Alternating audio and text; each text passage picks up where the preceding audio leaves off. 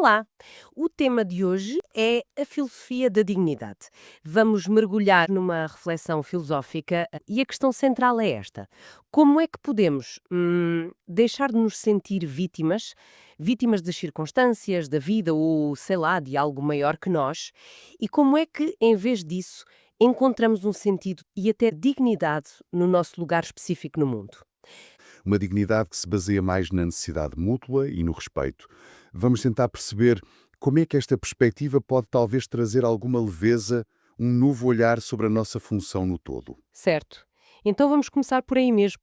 Essa sensação inicial de sermos usados é um sentimento comum, acho eu. Sim, bastante. A ideia de que somos controlados por forças externas.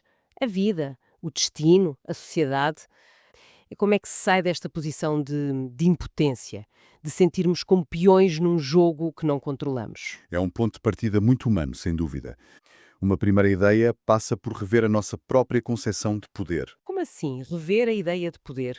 Bem, em vez de vermos a nossa relação com esse algo maior, chamemos-lhe vida, cosmos ou o que quisermos, como uma imposição quase tirânica, Uhum. podemos passar a vê-la como uma participação. Participação em vez de sujeição. Interessante. Precisamente. A analogia da célula num organismo ajuda a perceber.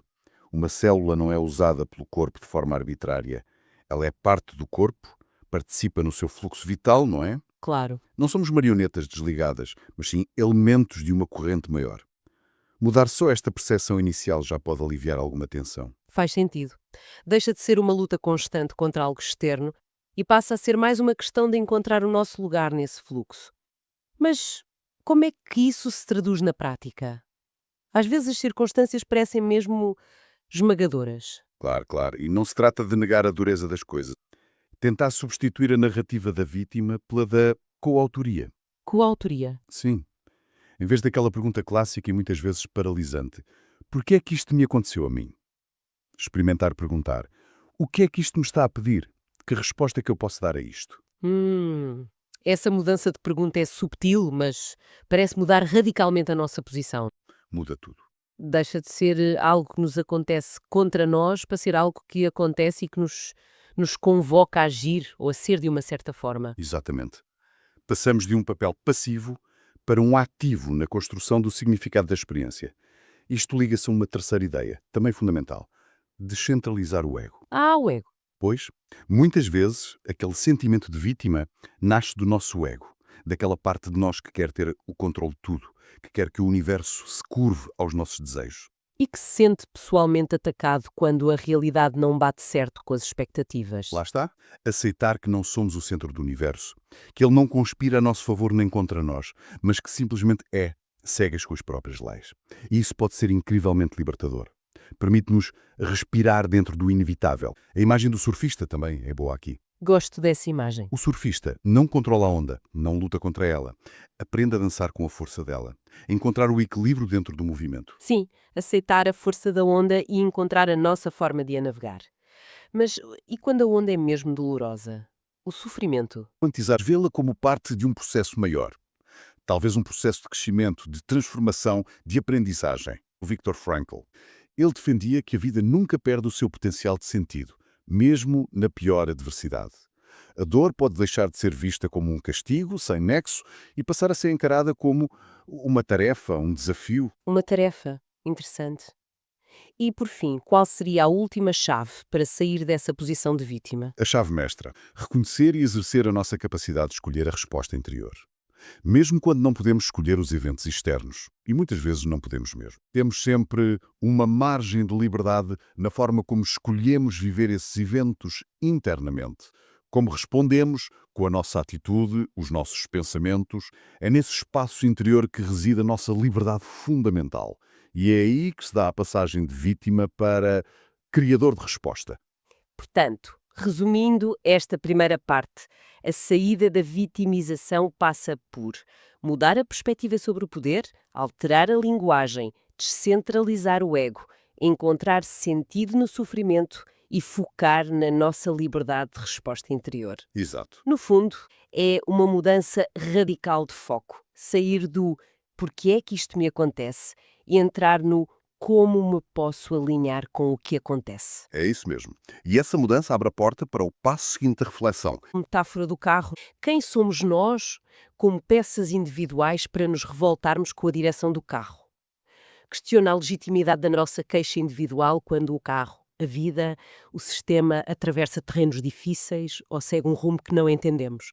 Afinal, uma peça sozinha não conseguiria ir por outro caminho. Não tem essa capacidade. É uma imagem que nos desarma um bocado, não é? Sim. Põe a nossa queixa individual em perspectiva. Sim, sublinha de forma muito crua a nossa interdependência e a aparente futilidade de nos revoltarmos sozinhos contra o movimento do conjunto. E levanta questões. Será assim tão importante saber o destino final? Saber o destino mudaria a experiência de cada solavanco? Pois, E aquela peça que parece mais massacrada, mais desgastada, não será que o próprio caminho exige esse sacrifício e que de alguma forma isso beneficia o conjunto, incluindo a própria peça, que assim cumpre a sua função? exatamente. E a análise dessa metáfora do carro revela várias camadas importantes. A primeira, óbvia, mas profunda. A peça só ganha sentido no contexto do carro inteiro. Isolada, um parafuso perde o seu propósito. Certo. Segundo, a função principal da peça não é ditar o rumo. Isso cabe ao condutor, algo ainda maior. Mas sim cumprir o seu papel específico, no movimento. Seja transmitir força, absorver impacto. E a questão da revolta? A peça que refila. Lá está, a terceira camada. Essa revolta, esse refilar interno contra a nossa condição, na verdade só desgasta a própria peça. Não altera o percurso do carro, mas aumenta o nosso atrito interno, o nosso sofrimento. Hum.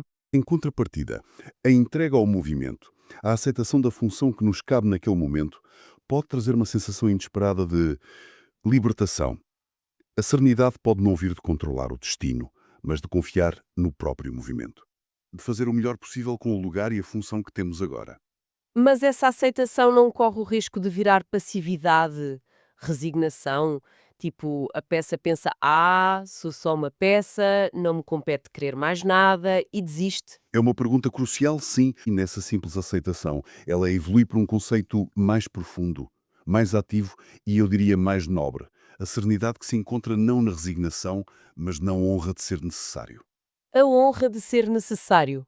Gosto disso. Mesmo sem compreendermos totalmente a nossa função, sem vermos o quadro completo, e um orgulho sereno em servir há anos, mesmo que de forma discreta e invisível, como um parafuso escondido na estrutura do motor. A própria continuidade do serviço é um sinal de que estamos a cumprir bem a nossa função, de que somos necessários. Tira aquela conotação negativa da palavra servir e dá-lhe dignidade, não é? Exatamente, toca num ponto fundamental sobre a grandeza que pode existir no serviço silencioso, não reconhecido.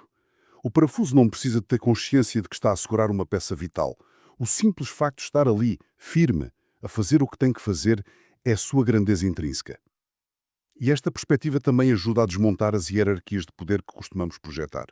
O condutor parece ter mais poder, controla a direção, mas também carrega um peso e uma responsabilidade imensamente maiores. O peso das decisões, o risco do erro. Exato. A culpa potencial se algo corre mal, enquanto A peça. a peça participa integralmente da viagem. Beneficia da chegada tanto quanto o condutor, mas sem esse fardo específico da decisão e da responsabilidade pelo rumo. E no fundo, isto é importante, condutor e peça partilham o mesmo destino dentro do mesmo veículo. Sim. Se o carro chega bem, todos chegam bem. Se o carro se despista, todos sofrem as consequências, independentemente da função. Há uma interdependência radical aí. Essa ideia de que cada peça é perfeita na sua função é libertadora, mas também desafiante para a nossa cultura tão focada em competir, em ser o melhor. Sem dúvida. É um desafio direto à nossa tendência para a comparação. E a questão de fazer melhor ou pior se dissolve nesta visão mais ampla. Cada peça é, na sua essência, perfeita para a sua função específica. Hum. O problema surge quando uma peça começa a comparar-se com outra, a querer ser o que não é, a julgar o desempenho alheio a partir da sua perspectiva limitada. Essa comparação nasce do ego, da fragmentação. No contexto do todo, cada peça cumpre aquilo que só ela pode cumprir naquele lugar e naquele momento. Então a serenidade reside em confiar nisso. Pode residir aí, sim, em confiar. Sou parte de algo maior. Não preciso de entender tudo, nem de querer conduzir, nem de saber o destino com exatidão. Basta-me confiar que a minha existência, tal como é, com a função que desempenho agora, já sustenta e participa no movimento do todo. Encontramos precisamente esta ideia central, aceitar a nossa função no cosmos, encontrar a virtude na cooperação com a ordem natural, não na rebelião. O Epiteto, que foi escravo, Sim, dizia algo muito alinhado. Não são os eventos que nos perturbam, mas as nossas opiniões sobre eles. A imagem do parafuso que não aspira a ser volante, mas encontra dignidade em ser um bom parafuso, é puro estoicismo. Focar no que podemos controlar, a nossa atitude, a nossa função e aceitar o resto. também o taoísmo. Sim, no taoísmo temos a visão do universo como um fluxo constante, o Tao. Cada ser tem o seu lugar natural e a sua forma própria de agir dentro desse fluxo. E a forma mais harmoniosa de agir é o Wu Wei, O Wei, que significa não ação. muitas vezes traduzido assim, mas é mais ação sem esforço, ou ação em sintonia. Não é não fazer nada, é agir de acordo com a natureza das coisas, sem forçar, sem impor a nossa vontade egoísta contra a corrente, como a água que contorna o obstáculo. Ou como a peça do carro bem encaixada. Lá está, cumpre a sua função perfeitamente quando está alinhada com o movimento. A paz e a eficácia encontram-se em não resistir ao lugar que nos cabe. A ideia de que talvez seja mais tranquilo não ter responsabilidade do condutor, mas cumprir bem o papel da peça, ressoa muito com o Wu Wei. Nunca tinha pensado no parafuso como o Wei, mas faz sentido.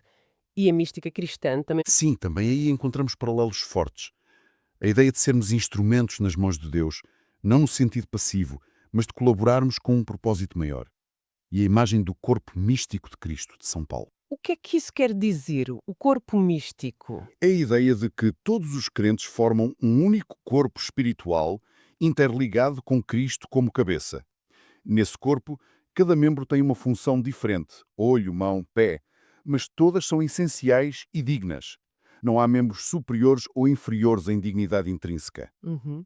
A honra reside no serviço ao bem do corpo todo, independentemente da visibilidade ou da humildade aparente da função. Santa Teresa de Ávila falava muito da importância da contribuição de cada um, mesmo nas tarefas mais escondidas. Aquele orgulho sereno de servir há anos sem saber bem como está muito em sintonia com isto. E até na filosofia mais recente com o Viktor Frankl, novamente. Sim, a logoterapia de Frankl, focada no sentido da vida. A experiência dele nos campos levou a concluir que podemos encontrar sentido mesmo quando perdemos quase tudo. No trabalho, no amor e, crucialmente, na atitude perante o sofrimento inevitável. Certo. A ideia de encontrar honra no próprio ato de continuar a cumprir a nossa função, de sobreviver com dignidade interior mesmo em circunstâncias extremas, ecoa profundamente. Se tenho cumprido até agora, é porque o caminho o exige. Reflete essa busca de sentido na própria continuidade, mesmo sem entender o porquê maior. É realmente impressionante como estas reflexões, que partiram de uma conversa e de uma metáfora, tocam em verdades tão universais sobre a condição humana, exploradas ao longo de milénios. E a metáfora do carro continua a evoluir. Não fica só na relação do indivíduo com o todo, mas expande-se para a relação entre as próprias peças. Exato. Transforma-se numa espécie de comunidade viva, em movimento. A ideia que emerge é que devemos olhar para as outras peças não com indiferença, nem com inveja ou desprezo, mas com uma espécie de reverência. Reverência. Sim, aquela peça que, no percurso atual, parece mais usada, mais sacrificada, talvez, um amortecedor numa estrada esburacada, merece um reconhecimento especial pelo seu serviço ao movimento de todos. E, reciprocamente, quem tem uma função aparentemente mais leve, mais protegida, deve também honrar quem está a sustentar o peso maior da jornada naquele momento. Mas atenção, não é ter piedade da peça desgastada. Não, a piedade pode ser condescendente. Exato. Nem é ter inveja da peça protegida. A inveja nasce da comparação. Então é sobre o quê, essa reverência? É sobre cultivar uma ética de respeito mútuo a fundo, baseada no reconhecimento lúcido da nossa interdependência.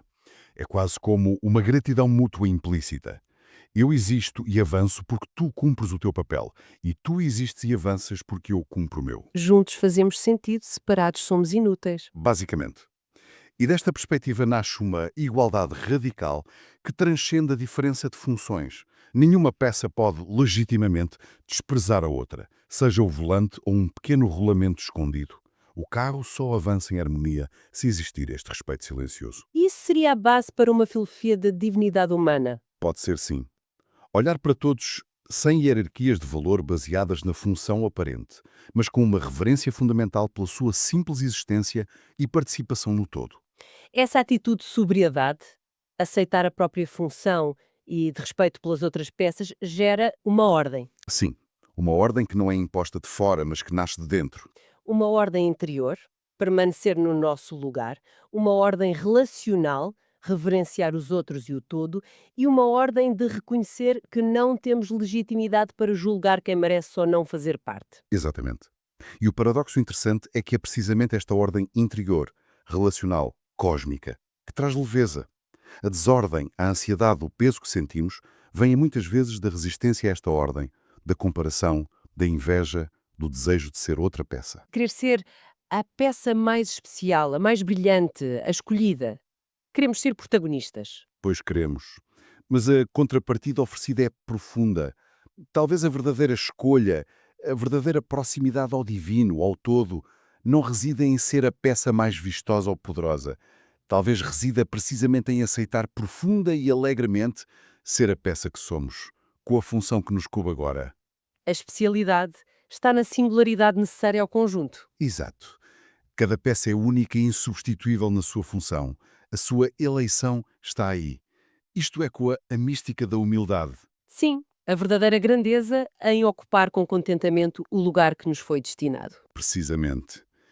E é nesse espaço de aceitação radical da nossa condição e função e de reverência pela dos outros que pode florescer um amor genuíno, um amor pelo todo, pelo carro inteiro e por cada uma das suas partes, incluindo nós mesmos. Uma leveza que vem de estar perfeitamente encaixado no seu lugar. Toda esta análise deixa-nos com uma ideia central forte. Cada parte é essencial e digna na sua função única. Não resolve tudo, mas oferece uma base para a dignidade. E levanta uma questão final, algo para pensarmos individualmente. Se levarmos isto a sério, que cada peça é perfeita na sua função e indispensável, como podemos cultivar ativamente essa reverência mútua no dia a dia? Como passar da filosofia à prática? Exato. Como é que isso muda a forma como interagimos com as pessoas à nossa volta, no trabalho, na família, e como avaliamos o nosso próprio valor e o dos outros, especialmente quando as funções ou aparências são tão diferentes ou desiguais aos nossos olhos, habituados a julgar e comparar? Uma questão profunda para ficarmos a refletir, sem dúvida. Chegamos ao fim desta nossa análise. Obrigada pela companhia nesta reflexão. Esperemos que tenha sido útil e, quem sabe, inspiradora. Esperamos que sim. Obrigado por nos terem ouvido. Não se esqueçam de seguir o nosso podcast. Até breve!